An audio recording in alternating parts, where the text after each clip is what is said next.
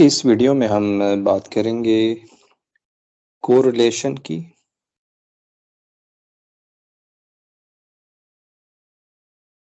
And causality کی۔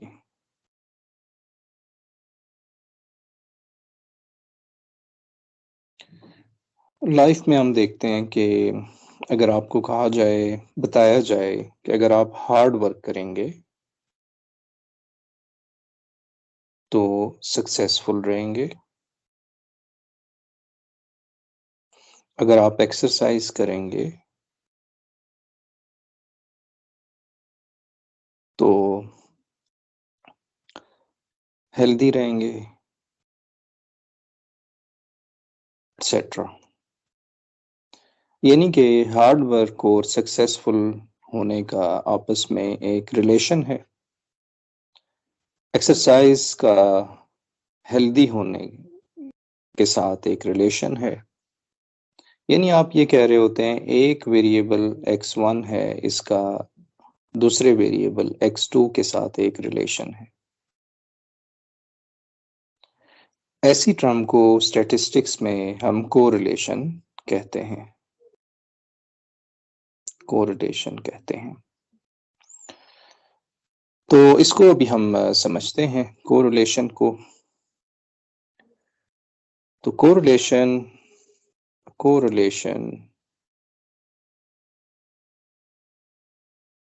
exists between two variables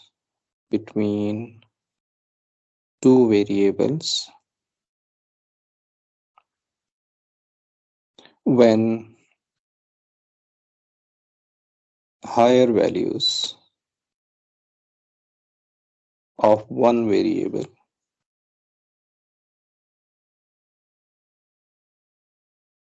are consistently associated with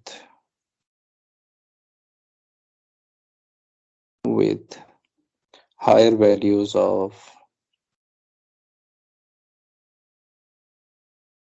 another variable۔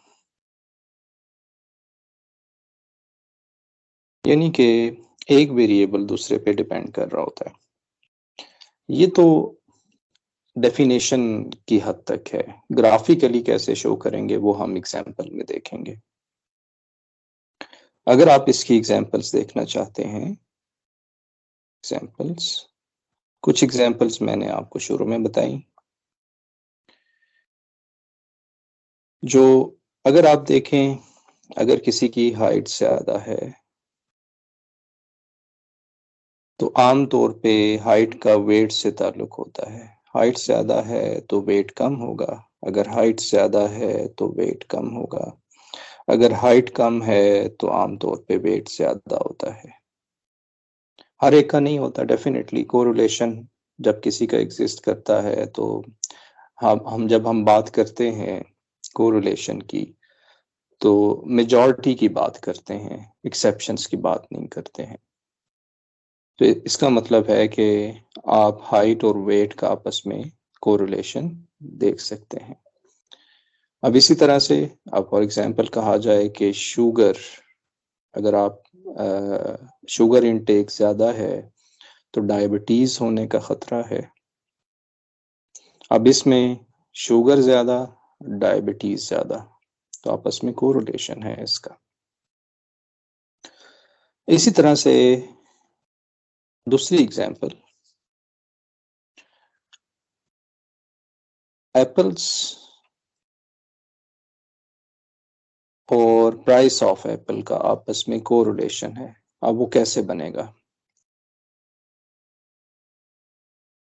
اسے کہنا چاہیے ڈیمانڈ آف ایپلز، ڈیمانڈ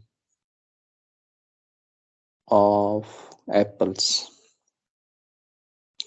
اگر apples کی ڈیمانڈ زیادہ ہے، ایرو ہم شو کرتے ہیں جب یہ زیادہ ویلیو ہو تو ایپل کی جو پرائس ہے وہ بھی زیادہ ہوگی۔ اگر ڈیمانڈ آف ایپل کم ہے تو اس کی پرائس بھی کم ہوگی، لوگ خریدیں گے نہیں، سستی ہو جائے گی۔ تو اس کا آپس میں کوریلیشن ہے. کوریلیشن ہے جب دو ویریبلس کا آپس میں تعلق ہوتا ہے تو ہم اسے کہتے ہیں کہ دس از کالڈ کوریلیشن. آخری اگزامپل میں آپ کے سامنے رکھتا ہوں کوریلیشن کی. اگر آپ نے اچھا پیانو پلیئر بننا ہے ڈیفینیٹلی آپ پیانو پلیئر بننا چاہتے ہیں، رائٹر بننا چاہتے ہیں، آپ اچھے میتھمیٹیشین بننا چاہتے ہیں سو آن، فزسسٹ بننا چاہتے ہیں. سب کے لیے یہ بات ٹرو ہے کہ پریکٹس کریں، زیادہ سے زیادہ پریکٹس کریں اس سبجیکٹ کی. اس کیس میں ہم کیونکہ پیانو کی بات کر رہے ہیں تو پیانو کی جتنی زیادہ پریکٹس کریں گے اتنی ہی زیادہ سکل ڈیولپ ہوگی. اور یہ پریکٹس میتھمیٹکس میں کریں گے، زیادہ سے زیادہ پرابلم سالو کریں گے، آپ کا میتھمیٹکس کا جو سینس ہے وہ ڈیولپ ہوگا، سکل ڈیولپ ہوگی، پرابلم سالونگ ٹیکنیک بہتر ہوگی. تو ان دونوں کا آپس میں کوریلیشن ہے. تو یہ کچھ ایگزامپلس تھیں کوریلیشن کی جس میں ہم نے صرف ویریبلس کا آپس میں کوریلیشن بتایا. اب کوشچن یہ ہوتا ہے کہ آپ اسے پلاٹ کیسے کرتے ہیں یا اسے دیکھتے کیسے ہیں، کوریلیشن کیسے پتا چلے گا ہمیں. بعض اوقات ہوتا ہے ہم سمجھ رہے ہوتے ہیں کہ کوریلیشن ہوتا ہے لیکن وہ ہوتا نہیں ہے، پلاٹنگ سے ہمیں پتا چلے گا. تو اس کے لیے ہم پلاٹ کرتے ہیں اسکیٹر پلاٹ. پلاٹنگ ٹیکنیک جو ہے یہ ہمارے پاس ہے اسکیٹر پلاٹ. گراف یہ ہوتا ہے skater plot is a graph in which each point represent the values of two variables.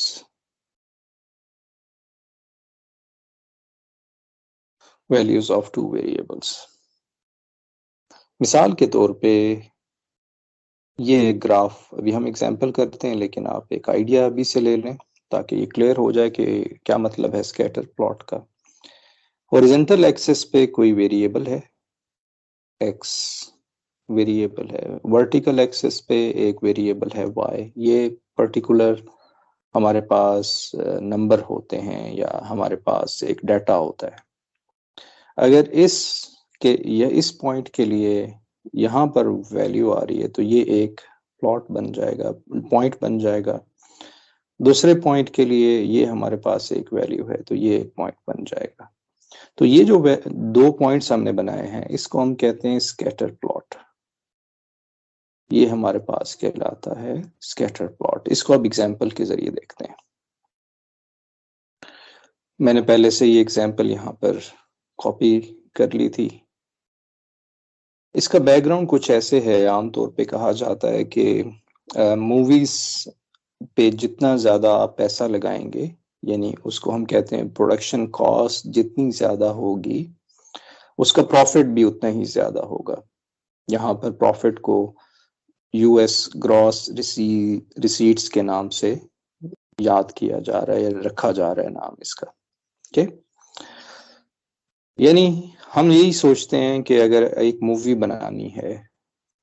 بنانی ہے اور اس پہ جتنا زیادہ پیسہ آپ لگائیں گے اس کی پروڈکشن کاسٹ جتنی زیادہ رکھیں، جتنی اس کی کاسٹ زیادہ رکھیں تو کیا ہمارے پاس پروفٹ بھی اتنا ہی ہوگا؟ تو یہ اب دیکھنے کی ضرورت ہے. تو ہم کیسے دیکھیں گے؟ ظاہری بات ہے اگر آپ مووی بنانے جا رہے ہیں تو پاسٹ ڈیٹا دیکھیں گے. تو پاسٹ ڈیٹا فار ایگزامپل ہمارے پاس کچھ موویز ہیں. پائریٹس آف دی کیریبین 2011 کی یہ مووی ہے. اس کی جو کاسٹ ہے پروڈکشن کاسٹ یہ $378 ملین کی یہ مووی بنی تھی. اور اس کا جو آپ یہ گراس ریسیٹس کو یہ سمجھ لیں کہ یہ پروفٹ ایک طرح سے ہے 241. اسٹار وارز فار ایگزامپل، اس کی جو بھی ایپیسوڈ ہے اس کی $306 ملین کاسٹ تھی، اور اس کی 937 جو ہے پروفٹ سمجھ لیں. کسی اور کو اگر فار ایگزامپل آپ دیکھیں Harry Potter for example, Harry Potter and the half blood prince for example, اس کے لیے جو کاسٹ پروڈکشن کاسٹ تھی 250 تھی، اور اس کا پروفٹ ایک طرح سے 302 ہے. سو آن سو فورتھ. اب اس کو ہم سیکھنے جا رہے ہیں کہ کیا واقعی ان کا آپس میں کو ریلیشن ہے یا نہیں ہے. یہ تو نمبرز ہیں، کو ریلیشن ہمیں اسکیٹر پلاٹ سے پتہ چلے گا. تو اس میں اس کویشچن میں جیسا کہ یہاں پر لکھا ہوا ہے کہ make a skater plot, make a skater plot showing a relationship between production cost and gross receipts. Skater plot سے ہمیں پتہ چلے گا. تو آپ آرام سے اسے سافٹ ویئر میں پلاٹ کر سکتے ہیں یا خود بھی ٹائم خرچ کر کے یہ پلاٹنگ کر سکتے ہیں. ایکس ایکسس پہ پروڈکشن کاسٹ آ جائے گی، یہ ہمارے پاس پروڈکشن کاسٹ آ جائے گی ملین آف ڈالرز میں، اور وائی ایکسس پہ گراس ریسیز آ جائے گی، یعنی کہ آپ یہ سمجھ لیں کہ پروفٹ آ جائے گا یہاں پر.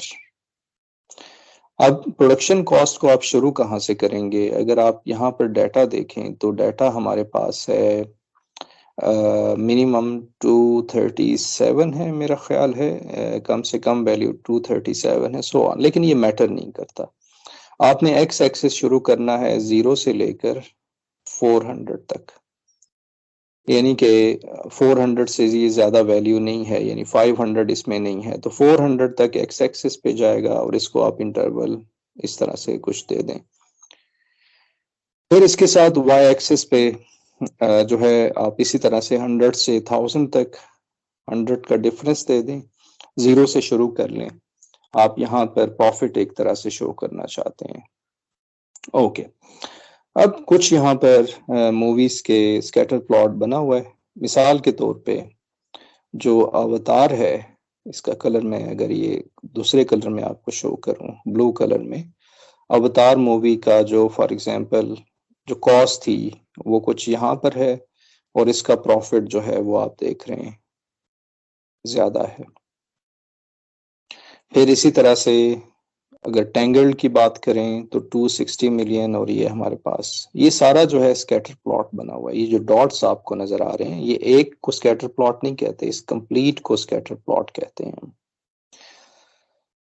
سو آن اینڈ سو فورتھ. سب سے زیادہ پروفٹ اگر وائی ایکسس پہ آپ دیکھیں اسٹار وارز 7 نے کیا ہے، اور اس کا جو فار ایگزامپل اگر اس کی ویلیو دیکھیں 300 کے قریب ہے، اور سب سے زیادہ پروفٹ اس کا ہے. اور جو سب سے زیادہ بجٹ کی مووی ہے پائریٹس فار ایگزامپل 2011 کی، اس کو آپ دیکھیں اس کا بجٹ بہت زیادہ ہے، 380 کے قریب ہے، 380 ملین آف ڈالرز، لیکن اس کا پروفٹ اتنا نہیں ہوا ہے، بہت کم پروفٹ ہے کمپیئر ٹو اسٹار وارز. تو اس کا مطلب یہ ہوا کہ پروڈکشن کاسٹ ہمارے پاس پروڈکشن کاسٹ زیادہ ہو تو اس کا یہ مطلب نہیں ہے کہ آپ کی مووی بھی جو مووی بنانے جا رہے ہیں وہ ہٹ ہوگی یا اس کا پروفٹ زیادہ ہوگا. ٹھیک ہے، تو یہ ہم نے جو ہے اس کا اسکیٹر پلاٹ بنایا ہے. اوکے. تو اس کا آپس میں کوئی ریلیشن نہیں ہے، یعنی پروڈکشن کاسٹ زیادہ ہونے سے یہ انشور نہیں کرتا کہ پروفٹ زیادہ ہوگا. بعض اوقات ہوتا بھی ہے ایسا کہ پروڈکشن کاسٹ زیادہ ہو مووی کی تو پروفٹ بھی زیادہ ہوتا ہے کیونکہ وہ محنت سے بنی ہوتی ہے. سو آن اینڈ سو فورتھ. اب آگے ہم بات کرتے ہیں، مثال کے طور پہ کچھ ہمارے پاس ٹاپک ہیں، اس کو ہم دیکھ لیتے ہیں. ویڈیو تھوڑی سی لمبی ہو گئی ہے، لیکن اگر آپ نے سیکھنا ہے تو آپ نے ٹائم خرچ کرنا ہوگا. پازیٹیو کو ریلیشن کیا ہوتا ہے، پہلے ہم اس کی بات کر لیتے ہیں. اس میں اب ہمیں یہ تو پتہ چل گیا کہ دو ویریبلز کا آپس میں ایک تعلق ہوتا ہے. تو both variables tend to increase or decrease together. इसको हम कहते हैं पॉजिटिव कोरिलेशन, जिसमें एक वेरिएबल बढ़ रहा होता है तो दूसरा भी बढ़ता है, अगर एक कम हो रहा है तो दूसरा भी कम होता है. इसको हम पॉजिटिव कोरिलेशन कहते हैं. यानी अगर आप डाटा देखें, फॉर एग्जांपल ये बढ़ रहा है, ये बढ़ रहा है, तो इसका जो है जो वैल्यू है वो भी बढ़ रही है. तो अगर ऐसा हो तो ये पॉजिटिव कोरिलेशन है. या अगर हमारे पास एक वैल्यू बढ़ रही हमारे पास कम हो रही है तो दूसरी भी हमारे पास कम हो रही हो, तो इसको हम कहते हैं negative positive correlation. I am sorry, positive correlation. अब नेगेटिव कोरिलेशन क्या होता है? नेगेटिव कोरिलेशन, इसकी बात कर लेते हैं. नेगेटिव कोरिलेशन, नेगेटिव कोरिलेशन ये होता है कि जब दो वेरिएबल्स चेंज होते हैं, the two variables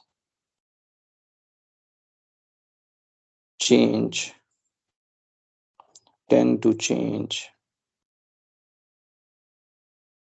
to change in opposite direction.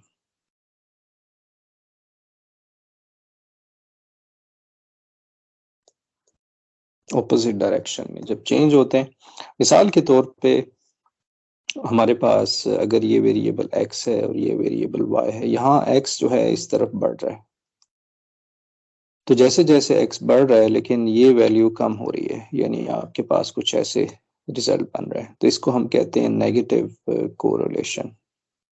ये हमारे पास कहलाता है नेगेटिव. एक चीज बढ़ रही है, दूसरी कम हो रही है, दूसरा एक बढ़ रहा है और दूसरा एक कम हो रहा है, दूसरा बढ़ रहा है, सो ऑन.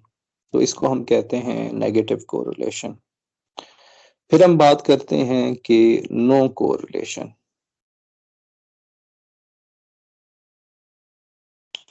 नो कोरिलेशन क्या होता है कि देयर इज नो, वो हमें पता चल गया है कि there is no apparent relationship